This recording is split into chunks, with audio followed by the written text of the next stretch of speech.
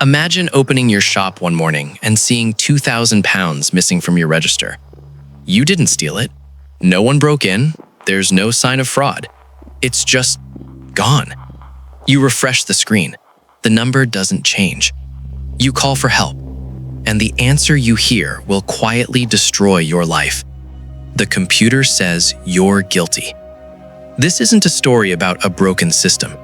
It's about a perfectly functioning one that sent over 900 innocent people to prison, and almost nobody noticed. In 1999, the UK Post Office rolled out a new IT system called Horizon. Built by Fujitsu, Horizon was sold as the future. Modern, automated, precise. For thousands of sub-postmasters, ordinary people running local post offices, Horizon became the single source of truth. Every transaction, every balance, every penny. If Horizon said the money was there, it was there. If it said it was missing, someone had to be responsible. Then something strange started happening. Balances would suddenly drop. Hundreds, thousands, sometimes overnight. No explanation, no audit trail, just red numbers on a screen. And quietly, across the country, Horizon began creating phantom losses. Money that never existed, crimes that never happened. But the system didn't see ghosts. It saw thieves. And once the system accused you, there was no way to argue back. Sub-postmasters did what anyone would do. They called for help. They reported errors. They begged for audits. They asked one simple question: can this system be wrong? The response was always the same. You're the only one having this problem. Every single victim was told they were alone.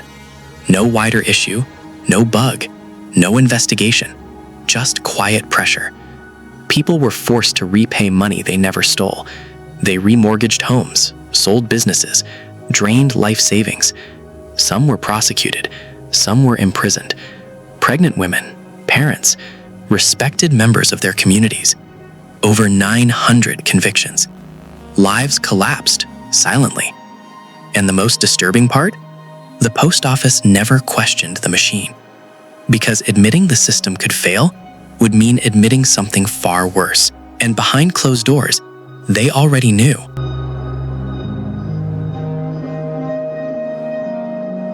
For years, the post office made one claim in court. Horizon was secure, Horizon was accurate, and no one could access accounts remotely. That claim sent people to prison. But it was a lie.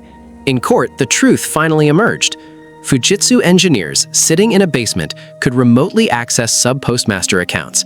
They could alter balances, insert transactions, change records, all without the sub-postmaster ever knowing. No alert, no log, no warning. Internal emails revealed moments of panic. We need to tell them. We should disclose this. They didn't. Instead, they let innocent people take the blame. This wasn't a glitch.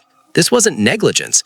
This was a deliberate decision to protect the system at all costs. At that moment, Horizon stopped being software and became a weapon. One man refused to accept it. His name was Alan Bates. While others were broken down by debt, shame, and silence, Bates fought back. He didn't have power, he didn't have money, but he had something dangerous: persistence. He united hundreds of victims, shared stories, connected dots the post office insisted didn't exist. In 2019, the case reached the High Court, and the judgment was devastating. The judge described the post office's stance as the 21st century equivalent of the Flat Earth Society. The truth was undeniable. The public finally woke up. A TV drama exposed the scandal. The silence cracked. But for many, it was already too late. Justice arrived quietly and years too late.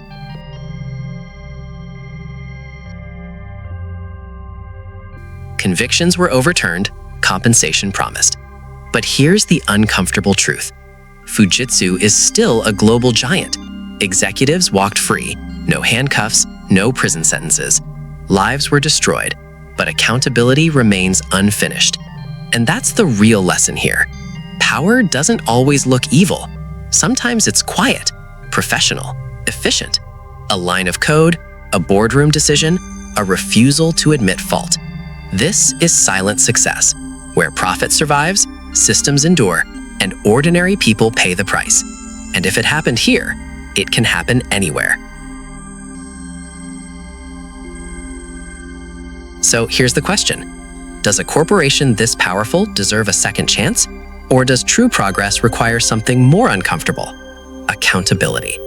If you want more stories about the silent systems shaping our world, subscribe. And tell me in the comments, would you trust the machine if it accused you next?